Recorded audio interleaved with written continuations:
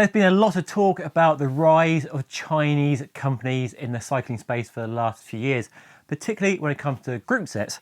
And last year I did a first ride on the L2 ERX electronic group set, which is a sort of Shimano copy. And I spoke to them at a Sea Otter show in California earlier this year. And they told me they sold a staggering 1 million group sets, which is pretty amazing, really. And now there's a new contender on the market as well, and it's just arrived for testing. Worldtop EDS TX. Got a group set in here and the disc brakes in this box, and I'll give you a first look at all the components and talk about price, weigh all the components, and my plans for the group set going forward. Now, for full transparency, Wheeltop sent me the group set for review. No money has passed hands or anything, but all opinions are my own. But just to be honest and open with you on that front. So first impressions are a nice glossy black box. And if I open it up, inside here we have the instructions and a barcode to go to the company's app and the group set in all its glory. So let me give you a closer look, and we'll start with the shifters.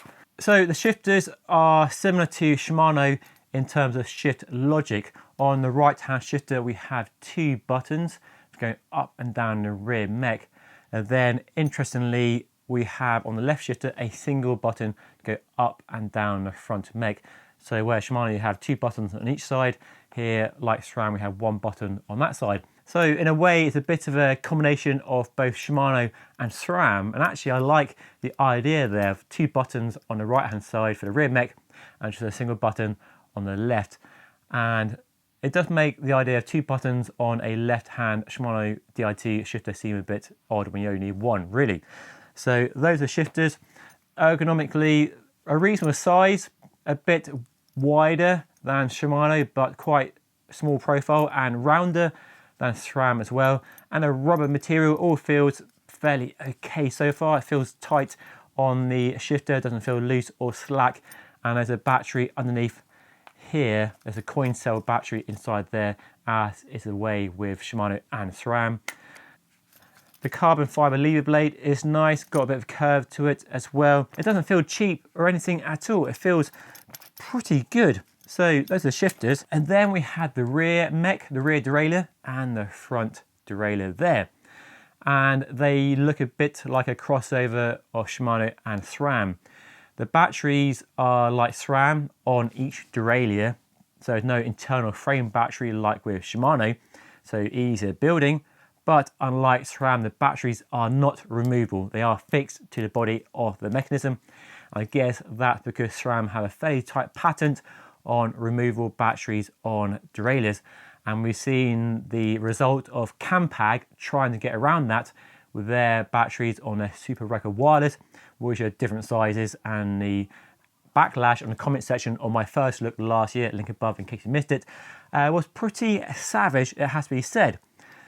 So batteries on each mechanism with a charge port just there, and a USB charge cable, the 2 in the box, with a small magnet to attach to the charge port. And first impressions are that it doesn't feel cheap, it doesn't feel tacky, it feels pretty decent actually. We've got a bit of carbon fibre or carbon composite on the rear derailleur, on the cage there and the back there as well, and all the aluminium hardware seems to be machined fairly nicely to a high standard, no rough edges, doesn't look terrible at all, it has to be said. There are no buttons on either derailleur like you get on SRAM and Shimano, and pairing with the levers was a bit more tricky. There's a bit of a process you have to go through of removing the batteries from the shifters, then removing the power cable, and then waiting for a small LED there to flash blue to pair it. But I've managed to pair them, as you can see, and it sounds like DI2.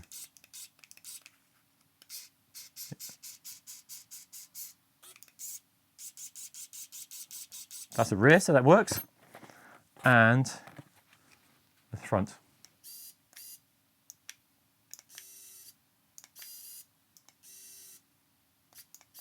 And a small LED on the lever when it activates.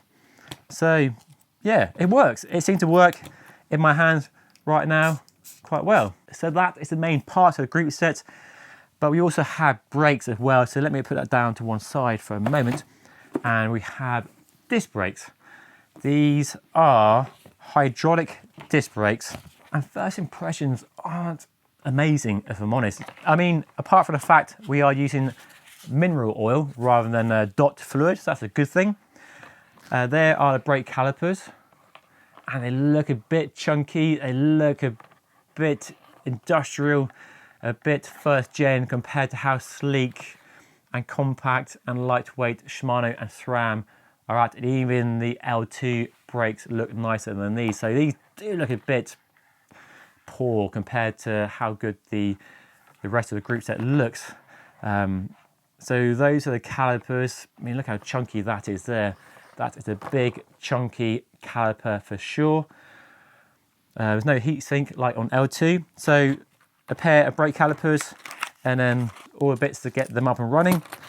But sadly, no disc brake rotors, which leads me on to my next part of the video to talk about price, because probably the biggest reason, maybe the only reason that somebody might choose a Chinese group set like L2 or the new Worldtop is price. And the price has to be good, it has to be lower, it has to undercut Shimano, SRAM and Campag. So let's dive into the numbers. And this group set, well, it's not actually a group set, is it? Because there's no crankset, there's no cassette, there's no chain and disc brake rotor, so it's half a group set if we're fair. Right now it's retailing on the Wheeltop website for just over £600, which seems on the surface pretty cheap. And if you do add a decent crankset and chain and other bits and bobs to make it a full group set and build a bike, you're probably looking at over £1,000. So how does that stack up compared to Shimano and SRAM? Well, I can tell you. So right now, discounted prices on a UK retailer website, SRAM Rival Access full group set is just over £1,000. But if you go up to SRAM Force Access and get some carbon fibre, you're looking at just over £1,700. Now, Shimano 105 Di2, pretty new group set, 12 speed, is currently on offer for a quite staggering £900. So only a few £100 more, you can go from this, which looks like a bargain on the surface, to a Shimano 105 Di2 group set, which I've been using on a Giant Defy, and it works extremely well. And it's arguably more refined, more evolved, simply due to the fact that Shimano have been doing electronic group sets since 2009 and 2011 when it actually launched. So have a lot more experience and expertise when it comes to electronic group sets and a known reliability of that group set. This is unknown. We have no idea how reliable this group set will be. It could conk out. There have been some less than favourable reports of the L2 group set. I haven't seen any reviews of the group set so far. I'm going to put this on a bike, and my thinking is to put it on my Giant TCR, which is hanging up out of shot, because I currently have SRAM Rival Access on that, which has been on the bike for 2 years and I've been very happy with and not giving me any problems.